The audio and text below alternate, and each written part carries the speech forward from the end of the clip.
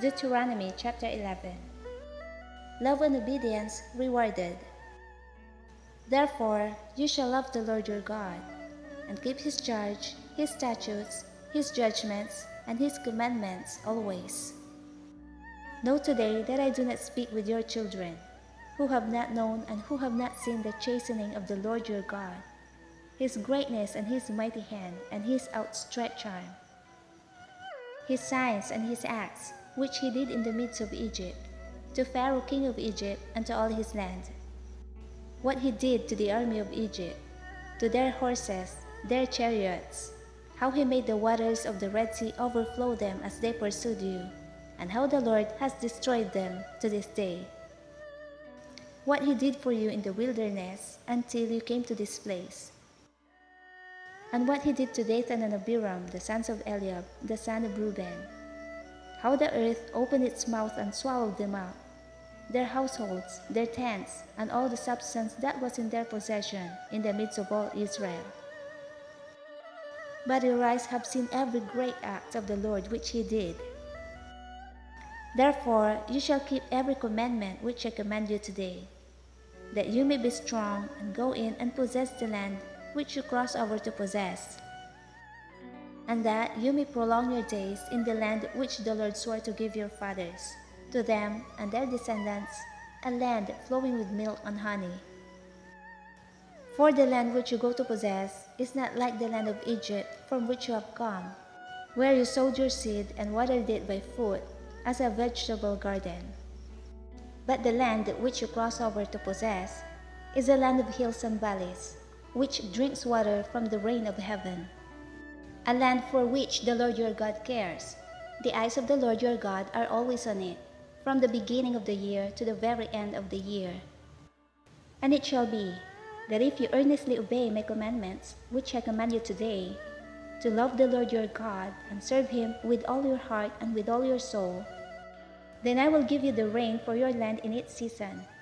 the early rain and the latter rain, that you may gather in your grain, your new wine, and your oil. And I will send grass in your fields for your livestock, that you may eat and be filled. Take heed to yourselves, lest your heart be deceived, and you turn aside and serve other gods and worship them, lest the Lord's anger be aroused against you, and he shut up the heavens so that there be no rain, and the land yield no produce, and you perish quickly from the good land which the Lord is giving you. Therefore you shall lay up these words of mine in your heart and in your soul, and bind them as a sign on your hand, and they shall be as frontlets between your eyes.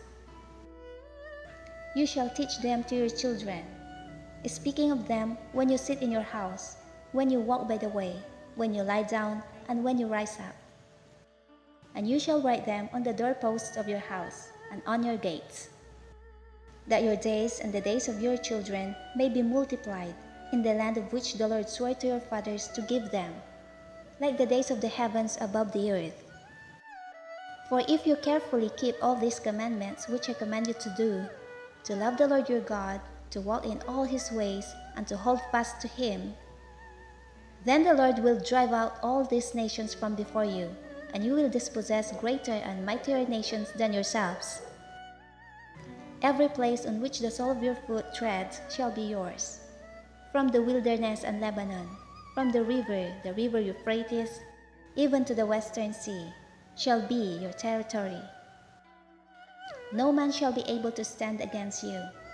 The Lord your God will put the dread of you and the fear of you upon all the land where you tread, just as he has said to you. Behold, I set before you today a blessing and a curse. The blessing, if you obey the commandments of the Lord your God which I command you today. And the curse, if you do not obey the commandments of the Lord your God, but turn aside from the way which I command you today, to go after other gods which you have not known.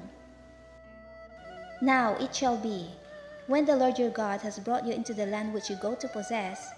that you shall put the blessing on Mount Gerizim, and the curse on Mount Ebal.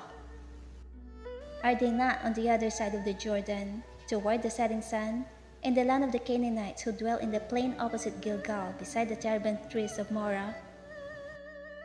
For you will cross over the Jordan and go in to possess the land which the Lord your God is giving you, and you will possess it and dwell in it.